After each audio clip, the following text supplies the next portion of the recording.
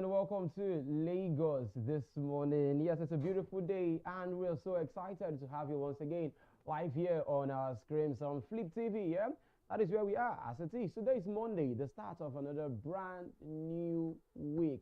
Yeah, I hope your week is starting on a very good note, basically. Yes, today is what? Today is the 11th day of December. 2023, and you ask yourself on the 11th day of Christmas, so what has your true love given to you? So has your true love said anything yet? Because you know the song, on the first day of Christmas, my true love gave to me. 11 days, I'm still waiting to hear from anybody yet. But then again, it's all good. We are counting down to the Christmas celebrations, and it's Lagos this morning on Flip TV. My name is Ebuka Izubika. And yes, we have so many things lined up for you today to discuss about, from the paper review down to the biggest talking points that we'll be talking about today on the show. You know, so many issues to look at and dissect. At the same time, we would also do what? To also bring you in the picture. You can have your own comments too. Yes, you can just drop your comments via the comment section, and we'll reach out to you as it is. So ladies and gentlemen, welcome to Lagos this morning. My name once again is Ebuka. Hope you had a very nice weekend though. Hope you find out time to rest. If your weekend permits you to rest, hope you at least had a nice time to rest. Check up on loved ones, and some people already started traveling, you know, for the Christmas festivities by air or by land. Yes, we wish you all safe journeys to your various destinations. Okay, so quickly we will kickstart the show this morning with the paper reviews. To check out what the papers are serving to us this morning on the show. So basically, we'll be starting with the Daily Trust newspaper. That's the first paper we'll be starting off with this morning. So if you're ready, we're ready. So let's go straight into the papers this morning. Why Naira scarcity persists despite Supreme Court judgment? Yes, now, queues for cash resurfaces, POS operators hike charges, banks ration withdrawals, complain of cash limits. Then no need to panic, says CBN official. Now, the CBN is saying we shouldn't panic, whereas we have started seeing the signs and symptoms of scarcity of the Naira note again in the country. But still, CBN are still saying do not panic, do not panic. There's already panic everywhere. You know, there's already panic everywhere. So the CBN needs to do more, not just coming out to tell us that this and this and that. The CBN should let us know and give us needed responses. This is December, for crying out loud. Let's leave that today. No, also other stories here. After suspending airport concession, federal government budget 85 million naira for consultancy. Wow. Poor primary health care fueling maternal child death. This is according to the presidency. In Kaduna, 16 killed, 27 injured in Kaduna, Abuja auto crash. Very, very sad. We're still recovering from that issue, and the issue of the bombing, this is now coming up to the fore again. After Daily Trust report, federal government goes after kidney traders. There's a kidney business going on in Abuja, and the federal government have come outside right now to say they are going after it. Investigations have commenced into that low-key business. It's on code. That's how the business is, but it's going on the low in Abuja. So the federal government has said they will look into that issue. ECOWAS reopens talks with Niger junta, demands short transition roadmap. Okay, 2024 budget, Works Ministry to spend 1 billion naira on grass cutting, 3.1 billion naira on vehicles. Now let me take that again. Works Ministry are to spend 1 billion naira to cut grass, 3.1 billion naira on vehicles. Wow. Well, to know more about this grass cutting, to read more about it, you have to check into the Daily Trust newspaper to know what kind of grass is that. Is it a stubborn grass? The grass has to be really stubborn. Basically, probably it's grasses around the country, who knows. So if you want to get more details, you have to check into the Daily Trust newspaper to see that particular story. Then senators donate their salaries to victims of Kaduna village massacre. Okay, we'll be looking at that story later in the course of the show.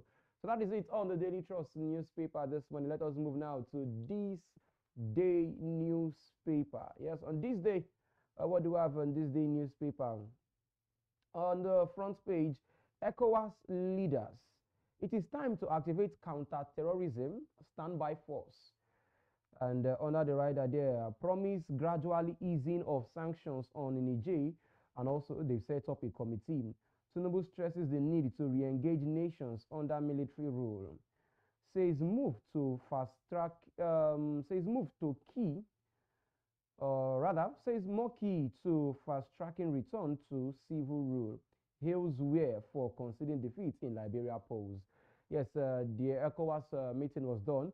And not forgetting our president, Bola Ahmed Tinubu, is also the chairman of the Economic Community of West African States, ECOWAS. So the meeting was held and whereby presidents of all other West African countries were all there. And the points, the main talk basically was about the military that are taking over in some of the countries in Africa. And the president had a lot to say, and also accolades were thrown at the former president of George Weah for conceding defeat and not taking it out of hand in Liberia also. So more has to be done, more has to be done, because some other countries right now are basically under the military rule, talking about the likes of Mali, the likes of Niger Republic, the likes of Burkina Faso. They're under the junta forces there. So how to restore democracy back into these countries is what they are asking of right now, talking about the ECOWAS chiefs as it is. Whereas the African countries basically that are under junta, that are under the military, are already forming an alliance to create something of their own. They've all opted out of the ECOWAS confraternity, that they don't want to be they don't want to be part of ECOWAS anymore. Right now, they just want to be on their own. These countries are forming an alliance amongst each other. They are forming a kind of group, and it's basically working for them, which is something that the ECOWAS do not really want to happen. So let us see how this matter unfolds. For more of this issue, you have to check in the This Day newspaper to read more concerning that. Let's switch now. Let's go to the Nigerian Tribune newspaper. And on the Tribune, we're talking about business here. Importers, exporters incur losses as exchange rates hikes bites. No, more of why we have businesses in the country folding up and leaving the country is part of these issues. Review exchange rate policy, CPPE tells CBN. Senate committee queries NPA, clarifies $852 million, $1 billion levies flagged in audit reports. How NJC overruled FJSCs on Supreme Court, Kano High judges. You see that story there too. Then Tribune, on the Tribune newspaper too, federal government mulls on bundling regional discos for states to have more stakes. More of the story you find here in the Nigerian Tribune newspaper. Let's move right now to the Punch. Let us punch you some of the headlines there. Dangote Refinery, diesel, Jet A1 hit market January, petrol delayed. He's talking about the Dangote refineries as probably they are already in business as it is. So from what we can gather so far, diesel, Jet A1, that is would be hitting market by January. But for the one for petrol, it's currently delayed. Chemical crude oil supply delays PMS. Two others, marketers welcome aviation fuel, diesel production. Africa's largest refinery expects supply of 5 million barrels of crude beginning from late January. This is from the Dangote refineries. Okay, I think that's a step in the right direction. Let us see how far or how well the Dangote refinery will be able to help us as it regards fuel in the country, crude oil in the country, starting from next year. It's no longer this year, it says next year. Niger, ECOWAS panel to resume talks. More sanctions loom. Federal government to spend 837 billion naira on 2,254 roads and bridges. You'll find out there. Federal government to spend 837 billion naira on roads and bridges. 2,254 of them will be done with that particular money. Akeredolu is saying something in Ondo State, the state capital, Akure. Assembly won't probe signature forgery allegation, says lawmakers. So there was a story on Saturday that the governor's signature was forged. One of the commissioners in the state discovered it, sent a letter to the deputy governor of the state, in person of Lucky Ayedatiwa, that they should look into the matter. So right now the matter has been going front and back, that he had to call forensics to come and check it. And the forensics, he said, yes, this signature was forged. You understand? But right now, Akeredolu is saying there will be no need to probe. Assembly won't probe the matter. In fact, one of the commissioners was also saying that the signature was not forged. So you ask yourself, was it forged or was it not forged? It's easy, basically. Call the governor, Akeredolu, did you sign? Yes or no? I think it's easy. Well, but then government politics, it is what it is. Welcome to Nigeria, ladies and gentlemen. We are officially in this together. You find out in the Punch newspaper this morning. Let's flip right now. Let's go to the Daily Times as we breeze through the basic stories here in the news. Security agents battling to block replay of Jonathan era Abuja insecurity. Tension in the nation's capital, that's in Abuja. Terrorists invade Kaduna community. Casualties unknown. Residents flee. How bandit kingpin Jambros followers were killed in Niger State. This is coming from the Nigerian Air Force. Yeah, you find that in the Daily Times newspaper. Man allegedly kills mother, sister, nabbed by police in Enugu State. One man allegedly killed his mother, killed his sister, has finally been arrested in Enugu State. That's the story there on the Daily Times newspaper. Okay, let's move right now. Let's go to the Liberty. Yeah, the Voice of Liberty newspaper. Senators donate December salaries to victims of Kaduna bombing. Okay, they disclose Nigeria's daily oil production and export details. SERAP urges NNPCL. Because so far so good, we really don't know. We really don't know better. SERAP is actually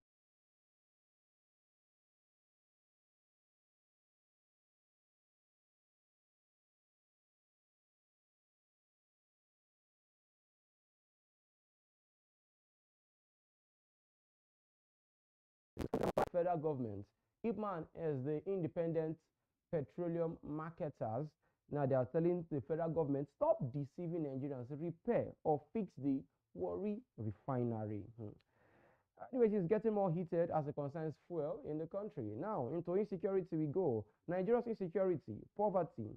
Shetima identifies agric revolution as solution. More and that story you find in the Voice of Liberty newspaper today. Now, let's move now to the blueprint. On the blueprint, what do we have on the blueprint today? Let's see. Military leadership not complicit. Okay, this is coming from Tundu Biri Bombi. Military leadership not complicit. Northeast elders are saying that. Senators donate 109 million to victims. Yes, we'll talk about that later. Now, NIMET, talking about the Nigerian Meteorological Agency, they're talking about they are forecasting a 3-day sunshine and haziness. 3 days starting from where? Because I know there was rainfall in Warri yesterday. Yes, and yes, it's rained a bit in some parts of Lagos also yesterday. So, well, Shell target natural gas production with $1 billion investment in Nigeria. Tragic Sunday, 16 perish, 27 injured in Kaduna, Abuja auto crash. A very sad day. Federal government takes bold step to address persistent power outages. Okay, what is the bold step they're taking? If you want to know more, you check in the Blueprint newspaper. I'm flipping right now. I'm going to the News Direct, talking about the Nigerian News Direct. Tinubu, after yesterday's ECOWAS meeting, no place for military to rule in Africa. This is concerning the coup going on in different African countries. Says Niger, Mali, Burkina Faso alliance won't weaken ECOWAS resolve for democracy. I mentioned that earlier, that the other countries in the ECOWAS, talking about the other countries remaining right now, they should do more to make sure that democracy is back in these countries. Mali, Burkina Faso, Niger Republic. And one funny thing is, or should I say funny, or one thing that they should be wary about, I think the president spoke about it yesterday during the meeting, was that president needs to start doing more to avert these kind of things from happening. You understand? Why am I saying this? Is because of in these countries that the military has taken over, the people of those countries were happy that it happened. You understand? Because they were probably tired of the system of government that is not favoring them. The dividends of democracy were not being seen by these countries. I could recall when it almost happened, is it in Burkina Faso? I think that of Burkina Faso or something like that. Gabon, yes, yes, in Gabon, basically. In Gabon, when it happened, something similar happened. There was widespread celebration when it happened in Gabon. Widespread celebration everywhere because everybody was happy. In Niger, the same thing happened. So once it happens, there is this bit of celebration amongst the populace in those countries, meaning there is something that the leaders are probably not doing right. If they are doing it right, I'm sure no country in Africa would want coup to happen.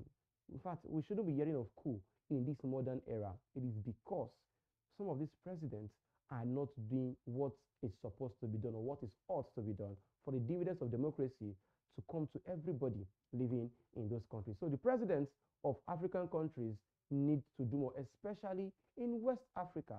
They need to do more. All right, now let's go to other stories. ECOWAS announces re-engagement plans, demands short transition strategy.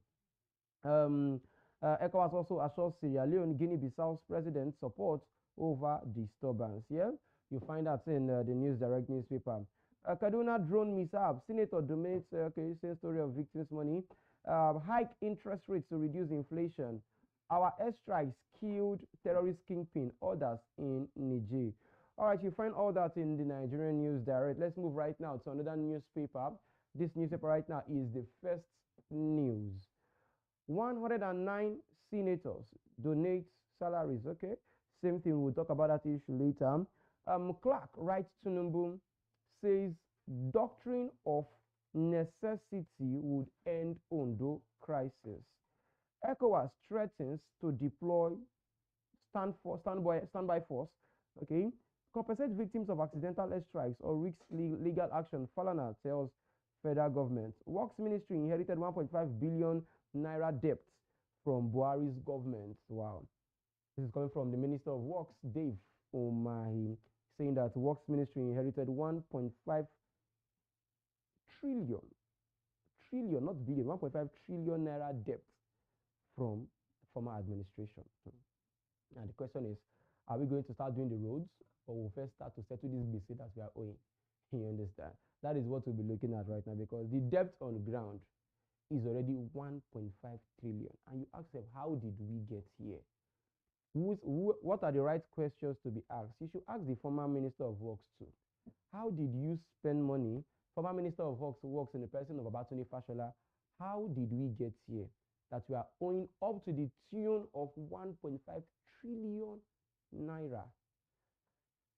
Then again, if you ask me, now who I go ask? Then moving to this Nigerian newspaper, Nigeria's oil revenue shrouded in secrecy. This is coming from Serap.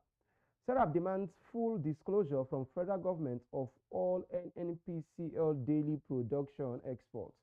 May seek legal redress in 7 days to push for compliance. Okay, under there, joblessness responsible for sudden rise in armed robbery. This is coming from the CLO. Yeah, they say an idle mind becomes the workshop of the devil. If you allow your mind to be idle, the devil rents a room, Apollo, safe apartments in your house, and you start doing what? You start doing things you don't want to do. So joblessness is part of the reasons, according to CLO. Police have lost focus.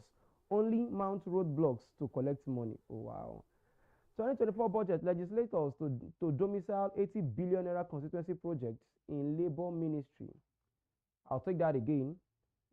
Legislators to domicile 80 billion naira constituency projects in labor ministry. Okay. NDLEA bust drug abuse competition at wedding party. Arrest groom, 25 others. This is basically something. Now, on his wedding day, they arrested him on his wedding day for allowing drugs to be used. Yes, there was this competition on his wedding day. On the wedding day, this particular man, on his wedding day, he was doing a drug abuse competition. NDLEA came into the place to arrest everybody there, and even the groom on his wedding day. What a nice way to do your honeymoon. And you check that story, you see that in this Nigerian newspaper, where you think you've seen it all. Why would you even do that on your wedding day, to do a drug misuse competition on your wedding day? Probably it's a party after party, that kind of thing. All right, now to the last paper this morning, we go to the Guardian. Let's go to the Guardian. 6 months on, Tinubu's net worth is unknown. CSOs kicks.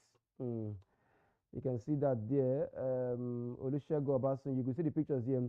Olusegun Obasanjo's assets in 1999 and 2007 are unknown. After him, we had Yaradua declared his assets and his yearly income. He did his own part. You also see Goodluck Jonathan kept his own as a secret. Um, then Muhammadu Buhari too, he made his own known. Now let me basically explain something. Now it's possible that because it's not in the law, it's not in the law that if you come and do your public declaration of assets, it's not compulsory that you make it fully known. It's possible that they might have submitted their assets, they might have declared their assets to the CCB, that's the Code of Conduct Bureau. It's very possible, and they just don't want to make it known to the public. So if you want to know, you have to go and inquire from the Code of Conduct Bureau. Like in the case of former President Olusegun Obasanjo, he declared his, but it wasn't made public. But it was declared to the CCB, that's the Code of Conduct Bureau. Yaradua came into office and he did what? He made his own, publicly known. Even during the time Jonathan came into power, there was so much pressure on him then to make his public, he should make his own public like his predecessor did, but he never did any of that. Then Buhari came into the power, he also declared his own assets publicly. Right now, President Bola Tinubu, we do not know if he has or he has not, or he might have done it secretly with the CCB, and also Vice President Senator Kashim Shettima might have done theirs secretly to the CCB, but they don't want to make it known publicly. But right now, CSOs are complaining that, hey, if your government has to be a government that is not void of any corruption charges, a government that is transparent to the people, you should come outside and let the people that you would have voted for you know what you really have before coming into office. Because your predecessor, who you took over from, talking about Buhari, did the same thing. Why not follow in his footsteps? So, but basically, like I said, it's not something that it's not in the law that it should be done mandatory. Yes, as it is. All right, now, other stories on the Guardian newspaper. Disclose how much oil Nigerian produces, export, Serap tells NNPC. NNPC, as it is.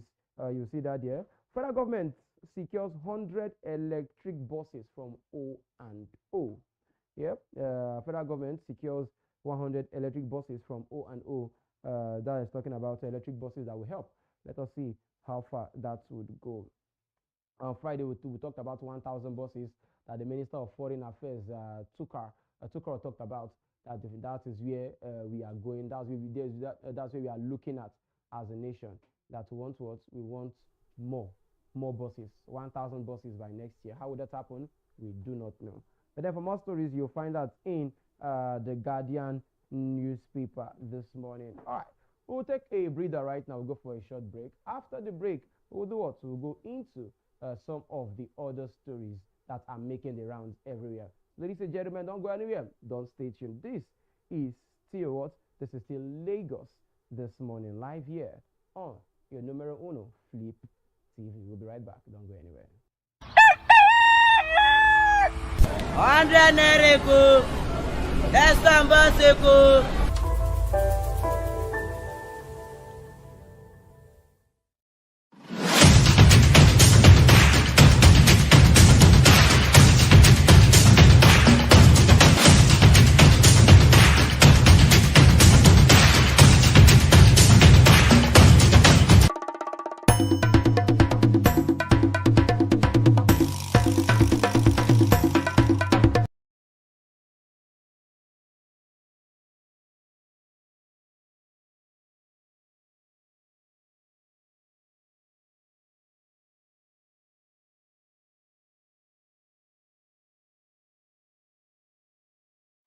Which one now?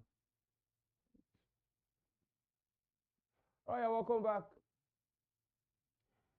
You're welcome back. This is still Flip TV, and it is Lagos this morning that you are seeing right here on your screens, basically. So we've gone through the stories making the rounds. We've gone through the stories making the round as it is.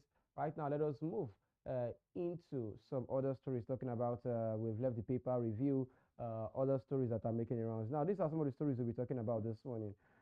Today on the show, good governance will address military intervention. Good governance will do what? Will address military intervention. This is coming from President Bola Ahmed Tinubu.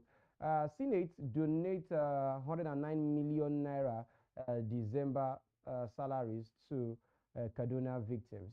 Yeah, and we'll also be talking about President Tinubu's failure to declare assets raises concerns about transparency and accountability in public office. We'll also be looking at the ag bureaus in Lagos State. Yes, ag bureaus, traffic officers extorting from drivers, even in harsh economy. We'll be looking at those stories.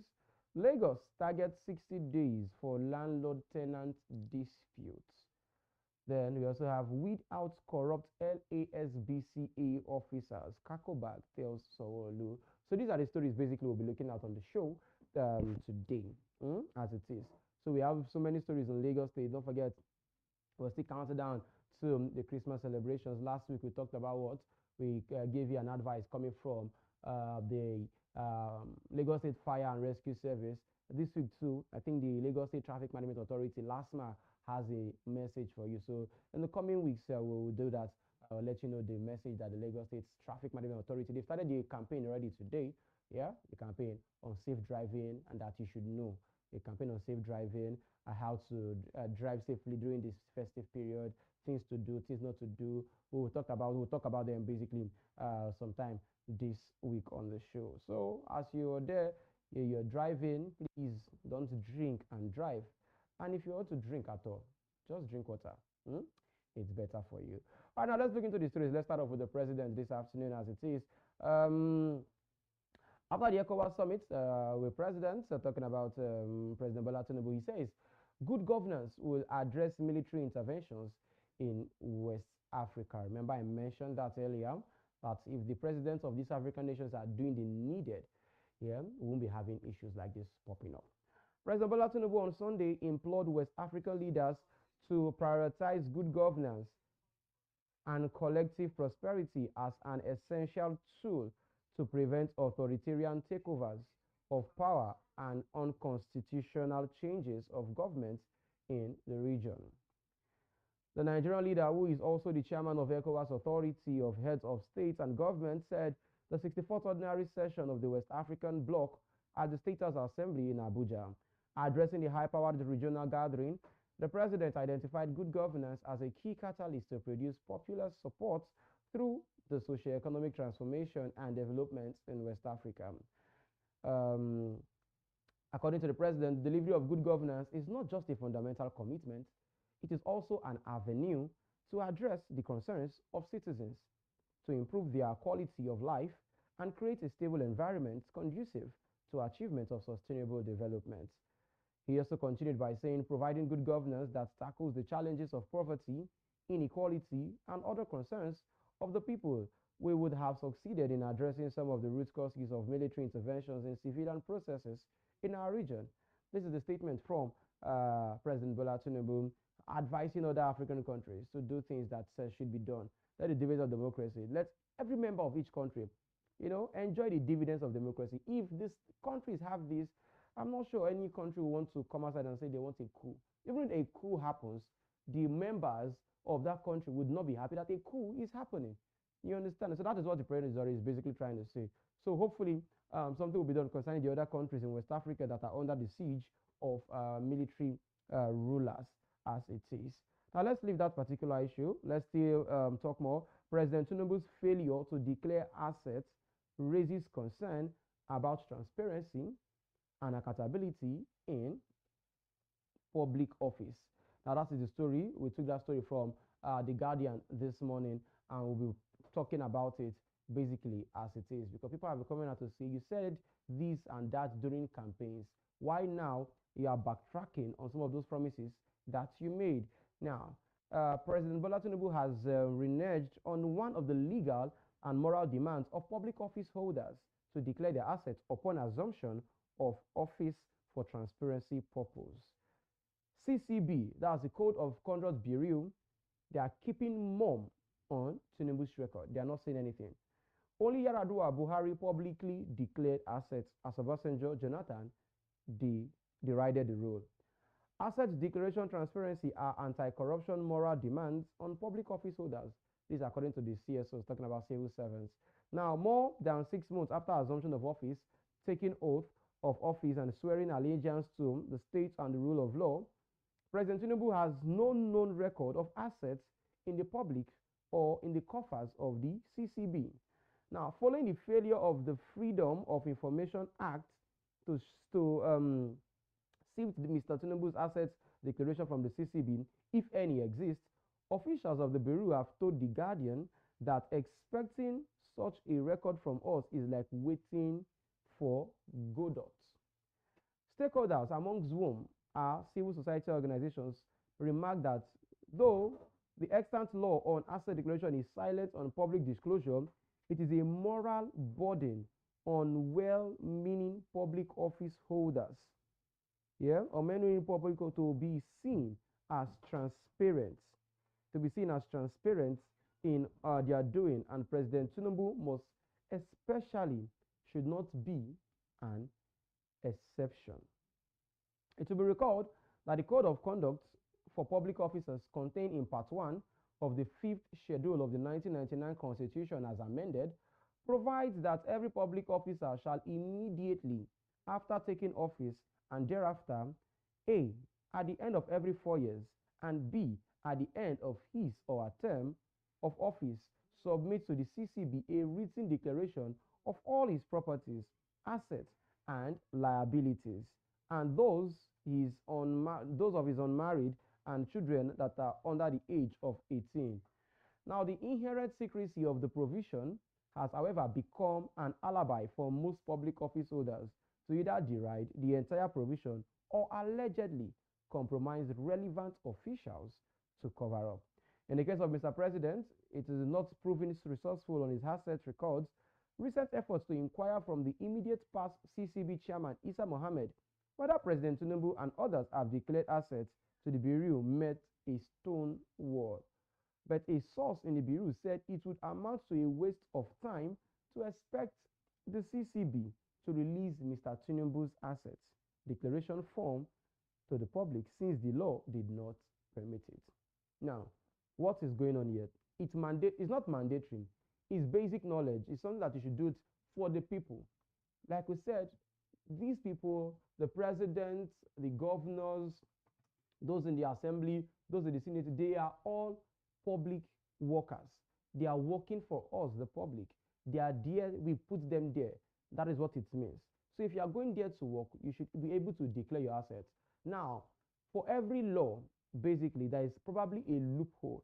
And now the loophole that they are relying on, or the loophole that they are taking the advantage of, are the likes of Jonathan, the likes of Obasanjo, and also President Tinubu, is the part of it is not mandatory for you to declare it publicly. It is basically not mandatory, but you have to do it. So that particular clause, that particular part of not mandatory is that particular area they are hiding under. But right now, according to The Guardian is saying that they have done their own investigation and findings, because if you want to know about these things, you have to go to the CCB, that's the Code of Conduct Bureau, to write to them to please let you know if the president has submitted. But he has his rights as the president not to declare it publicly, and he wrote it to the CCB. Probably he has, probably he has not. Nobody knows anything. But that particular part, I think it should be taken off. It's in the section 1999 as amended. I think what is there in 1999 should be re-amended again. Like we said, the 1999 Constitution is very ambiguous. It's one of the basic headaches that we have in the country. The Senate or the House of Assembly, the lawmakers have to find time to harness the 1999 Constitution, because many things in that Constitution is not reflecting in our lifestyle of today. We have to do so many things about the 1999 Constitution. I had an handbook about of the 1999 Constitution.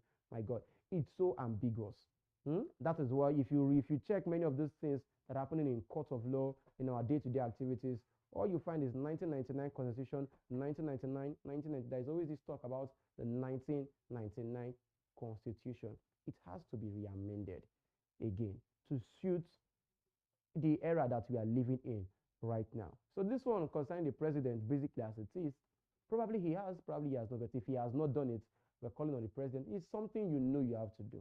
If you have not, basically, it's something you have to do. Let us know your assets, even if not us, at least the CCB, because according to The Guardian, speaking to the past chairman of the Code of Conduct Bureau, talking about Mr. Issa Mohammed, he didn't give an answer. Nobody's answering, nobody's saying anything. Has he submitted it, yes or no? I don't know. You can go and ask him. Those are the things we're talking about. Transparency. So let's see how it goes. But like I said, it's not compulsory.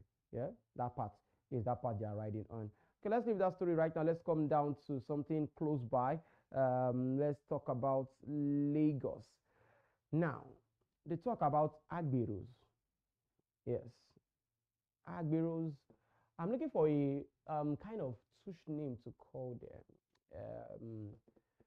Yeah, they work for the government, so the Lagos State government. So indirectly, I'm looking for a better name to use in describing the activities. Now, I don't know. I don't know. What should I call them right now? Anyway, let's leave that. Now, there is this story on the Punch, and it is like a feature story on the Punch, and that is what I'm looking at as it is. Now, walking like elephants and eating like ants appears to be the daily struggles of the commercial bus drivers, popularly called Danfo drivers in Lagos State, who engage in a serious battle and alleged extortions from Agberos and traffic officers after spending hugely at fuel stations. Now, according to the story, Kazim was downcast, his head bent towards the steering wheel of his yellow bus. He shook his head sideways as he looked indecisive on a sunny Tuesday. Now, an item like rubber list on the side of his door had just been removed by levy collector. Okay, I think that's the word at Magboro bus stop along the Lagos Ibadan Express. I think that's the word I should use. I should call them the tax collectors, because if you call them Agbero is a Yoruba word. People that carry Ero is people. I don't even know my Yoruba is correct. They bring in people. Yeah. But the Lagos State here, they are the ones, they have a uniform. But many of them have uniforms. Yeah. Under the Lagos State Parks and Garage Management. Yeah. They work with them and they collect monies for different things. So many things that you'll be like, wow. You could Owo boys, Owo Maka, Owo, like different money for different things, different things that they collect money from. And if you do not pay a certain amount, that those particular levies, something would happen. Either you are being flogged as a conductor, something is taken from your boss, either the side mirror will be removed, the doors might be taken off. They might just look for the side mirror, something will just be missing because you didn't pay that levy. And the levies are so much.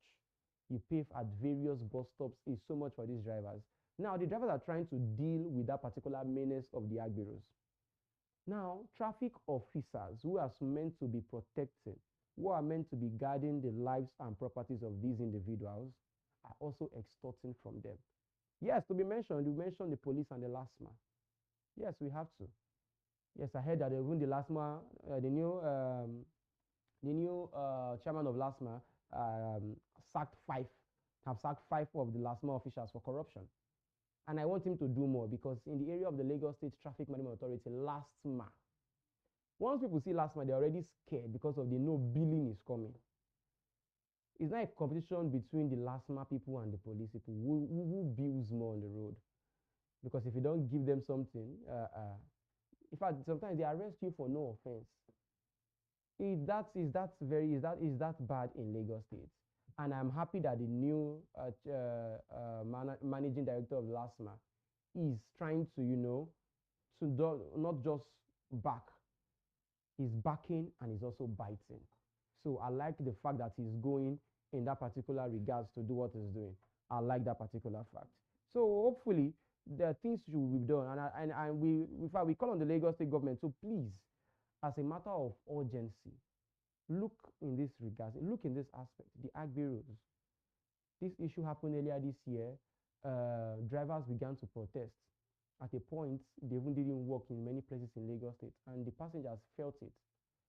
We don't want things like this to happen again. The Agberos, the money they're collecting, if there is, in fact, if there could be a way to transfer the total money for one day, just if it's a daily tax, tell them how much they will pay. If they should just pay it once, they should have it as a pass that I've paid once, and not you going and coming. You pass here 100 naira, you come back 100 naira, you go this 100 naira, some places 500. In fact, it's just so much money and some unnecessary billings. And what is Owo boys? owó maka, owó oúnjẹ, owó kìíní, owó you know, those are the things. Those are the things we're talking about. See, it's just security. You ask yourself, what are you securing? I park my vehicle in my house. You don't come to my house to secure me because I'll pay for security, and I will still carry the bus go my house, go park, and I'll pay for security levies in my own house too. So if I'm paying security, I'd rather pay those ones guiding the bus when I'm not there. Now I'm paying, but many of these things are things that we look away from. We shy away from the fact, but those are real issues. We're not saying they shouldn't collect their monies, but there should be like a guideline. If there's a fixed price, this is the total amount you should pay per day. And we have so many buses in Lagos State. So many buses. Now, these drivers will do these things and they'll still go and buy fuel that is expensive. How much are these drivers not taking home? And many of the drivers basically are not, these buses are not really owned by them. They do delivery to the real owners of the bus. Then the owners of the bus will give them their commission for the day. And they have to meet up to that target. So many things. So the government need to come now to help because the economy is not smiling on the buses, on the drivers too. Motor parts are very expensive. To get motor parts right now are very, very expensive, coupled to the price of fuel for the buses that use fuel, then the price of diesel for the ones that use diesel. You know, so the government need to help. If these drivers are fighting to buy these particular commodities, they're fighting to get petrol, they're fighting to get diesel, they'll still keep fighting to get motor parts when it's expensive. These same drivers will still be paying from the small money that they have to agberos and traffic officers.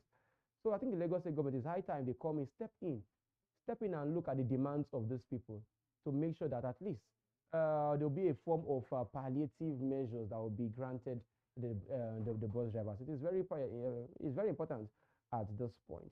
Now we're still in Lagos State. Still talking about Lagos State this morning. Let's move on to the Lagos State builders because right now there is a message for the governor of Lagos State because we have been hearing about the incessant buildings that have been coming down, collapsing in Lagos State. Yes, we've been seeing cases like that. Now, a non-governmental organization, which their name is the Coalition Against Corruption and Bad Governance, has urged the governor of Lagos State, Babajide Sanwo-Olu, to weed out corrupt officials of the Lagos State's Building Control Agency. Now, the group made the call in an open letter to the governor signed by its chairman, Toyin Rahim. It noted that the state government needed to deal with state corrupt officials who connived with builders to compromise standards to address the challenge of building collapse. Now, still on this particular story, however, the Public Relations Officer of Lagos State Building Control Agency, Segun Olaoye, said the group's allegations were lies and said to cover up its shortcomings. Now, whether they are lies, whether they are not lies, the basic essence is that, hey, some things are not right. I've said this before and I'll say it again. Some of these buildings, there's always this X mark that is always on some buildings. While it's being constructed, that you guys should not continue this particular building. You guys should not continue this. We do not build on this particular place. But if you pass again, you see that those X mark have been taken off. The notice of stop building has been taken off and building commences. At the long run, you see that some buildings have collapsed. We've had issues like this before. We've had issues like this before in Lagos State. So whether it's not true, the stories are lies. There's no smoke without fire. I think they should not take this matter going down just like that. The Lagos State government needs to because these buildings are housing lives and lives are at risk. Some houses are private houses, some houses are for the public. Imagine a building, a high-rise building containing probably 3 or 4 story buildings built for public people to come and use, and it has an average of 12 rooms, 12 people plus their family members in the room, and that room comes down, God forbid. What are we going to be saying? We'll start asking questions. So these are the things we should be looking at, whereas we know there is a body that is responsible for checking these buildings. There's a body responsible for knowing about any building going on in any particular local governments in the states. So these particular bodies are basically responsible. So to what these non-governmental organizations are talking about the Coalition Against Corruption and Governance, with what they are saying, I would personally want to tilt to that angle. Yes, because whether the stories are lies or they are unfound or untrue, the governor of Lagos State, Babajide Sanwo-Olu, needs to still look into that particular story. And finally, we'll talk about still on Lagos. Like I told you, we have a lot on about Lagos today. Um, Now let's look at this particular story. Basically, in Lagos, now we're talking about Lagos targeting 60 days for landlord and tenant disputes. That is the last story we'll be looking at today on the show before we go into the main story for today. Yeah, so the Lagos State government have come out to say that yeah, they're looking at a 60-day period to settle all issues bordering on tenant and landlord and tenant issue, all those issues coming out from those particular resolve. Yeah, the Lagos State government says it is committed to quick dispensation of justice, saying it is particularly looking at a situation where landlords tenant disputes are resolved within 60 days in courts. The State Attorney General and Commissioner of Justice, Mr. Lawal Pedro, gave the hint at the weekend during a parley with judiciary correspondents. Pedro harped on the need to maintain law and order in the states to boost investors' confidence. He said the executive was working hand in hand with the legislature and the judiciary to create a state where the law and order will reign. Hopefully, this is done, and we start still having confidence basically because the issues burden on landlords and tenants can in fact you don't want to know the battles between landlords and tenants. It could be because of promises the landlord have made before a tenant comes into the building. It could be because the tenant is owing rent and refusing to pay. So many issues burden about the landlord and the tenant, and it's always taking time in court. The time that the court needs to use to do other issues, it will start dealing with these particular matters. So it's high time that this is done in Lagos State. So we're going for another break right now. After the break, we'll come and we'll look at the main topic for this morning. This is still Lagos this morning on Flip TV. We'll be right back. 100 Nereko. Estambaseko.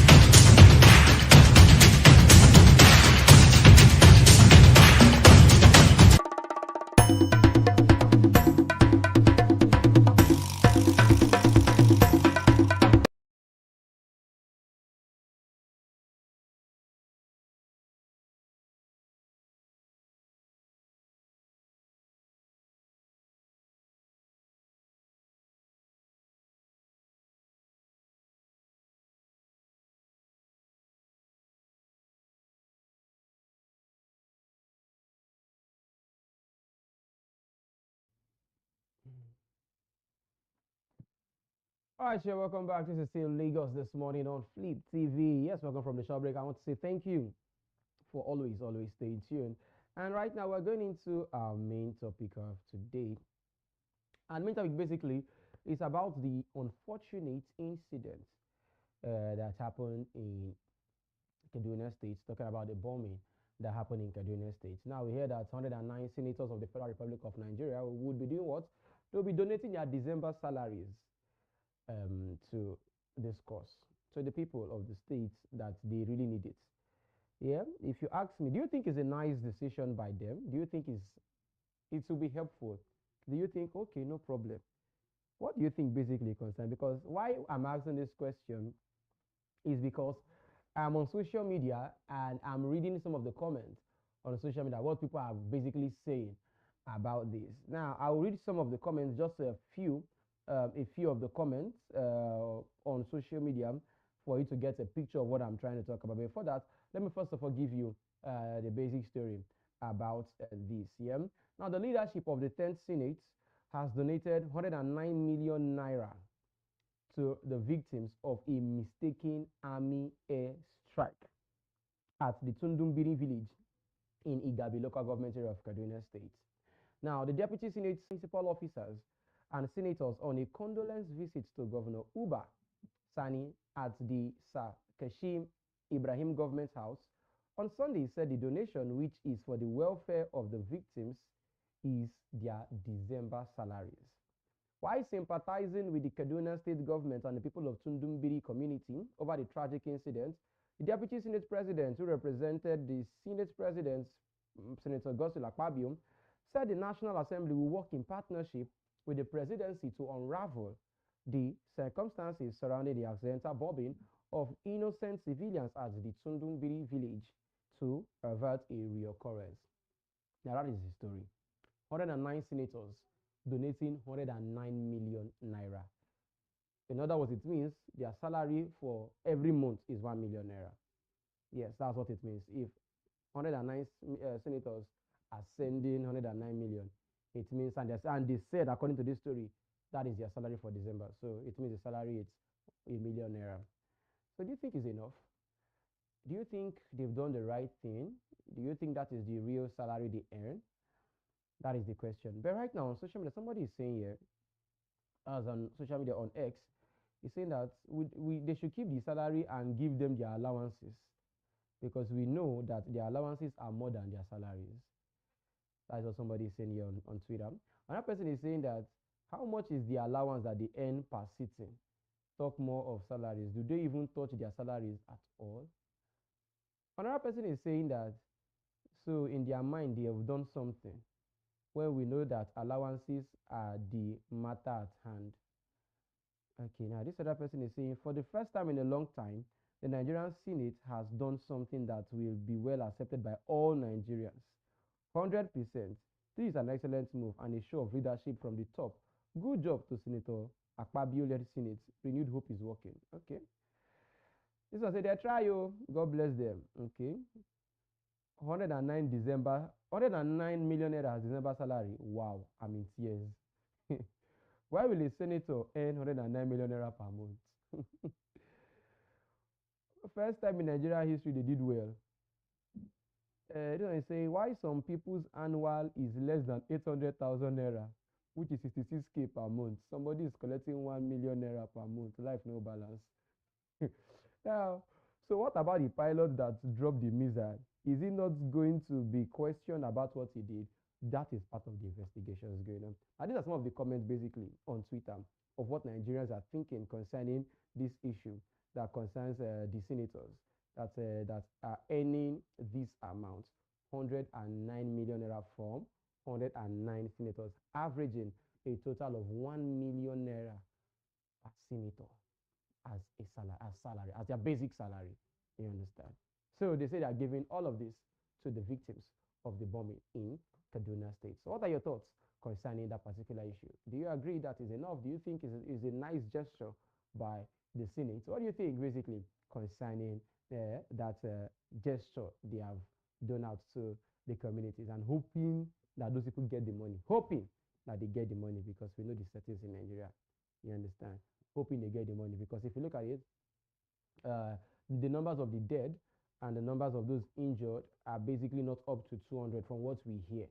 Are not up to 200. So normally the money should be able, but we know the money will not be able to replace the lives that have been lost. No. It's just to serve as succor to something. It's needed one way or the other. It needed one way or the other. So these monies would help in a way to build or to buy or to do something. But do you think it's enough? Do you think the Senate has done well? That's the question I'll be asking you today as we leave the show this morning on Lagos this morning. Hope you have been educated. Hope you have been informed. And also hope you have been entertained, because that's the basics of why we're here. To inform, to educate, and also to entertain you live here on Flip TV. So don't forget to like, don't forget to share, don't forget to subscribe as it is. So we'll be here again tomorrow, God's willing, to bring you more update as long as news that is trending is concerned. Until then, Ebuka Ezobika is my name, and I say bye for now. 100 naira, that's some